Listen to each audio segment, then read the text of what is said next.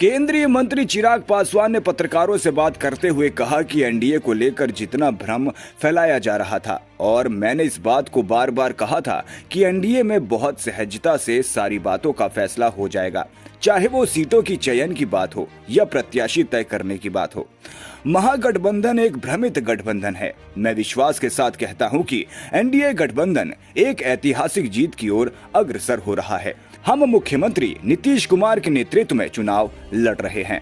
अगर कोई और दूसरा ऐसा उदाहरण इससे पहले के किसी और चुनाव में होगा जहां पे पहले चरण का नामांकन समाप्त हो जाता है और दूसरे गठबंधन के द्वारा सीटों के चयन तो बहुत दूर की बात है, संख्या तक की घोषणा नहीं हो पाती है। ये दर्शाता है कि किस तरीके का सरफुटव्वल महागठबंधन के भीतर चल रहा है।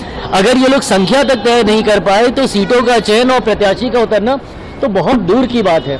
आज जिस तरीके से एक एक सीट पे दो एक ही गठबंधन के दो घटक दलों के द्वारा नामांकन किया गया, कांग्रेस के सामने राजद के सामने कांग्रेस, इनके अलग दल के सामने लेफ्ट के सामने कांग्रेस, ये जिस तरीके से ये खिचड़ी पक रही है, ये अपने में दर्शाता है कि एक गठबंधन जो खुद इतना कंफ्यूज है वो बिहार के विकास की बात करेगा, जो अपने गठबंधन को नहीं संभाल पा रहे, जो गठबंधन में तालमेल तय नहीं कर पा रहे, वो हमारे प्रदेश को संवारने की बात करते हैं। और वहीं दूसरी तरफ हम लोगों ने तो प्रचार भी शुरू कर दिया। हमारे गठबंधन के कई प्रत्याशियों का नामांकन, जितने पहले चरण के थे उन सब का नामांकन हो गया। दूसरे राज्यों से हमारे स्टार प्रचारक वो आके यहाँ पे चुनाव प्रचार उन्होंने शुरू कर दिया।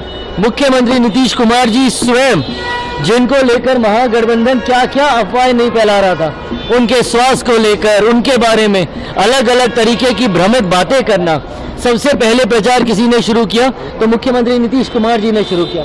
केंद्रीय गृह मंत्री आदरणीय अमित शाह जी स्वयं पिछले 3 दिनों से न सिर्फ चुनावी सभाएं कर रहे हैं बल्कि प्रचार प्रसार की क्या रूपरेखा होगी उसको भी तय करने का कार्य कर रहे हैं। तो एक तरफ हम लोग का एनडीए गठबंधन जो इतनी एकजुटता के साथ मजबूती से चुनावी रण में उतर गया, वहीं एक कंफ्यूज गठबंधन है महागठबंधन, जिनको अभी तक यही नहीं पता है कि कौन सी सीट से उनका कौन सा प्रत्याशी उतरेगा। इसीलिए विश्वास के साथ मैं कहता हूं कि एक ऐतिहासिक जीत की ओर एनडीए गठबंधन अग्रसर हो रहा है। बड़ी जीत के साथ 14 नवंबर को हम लोग सरकार बनाएंगे।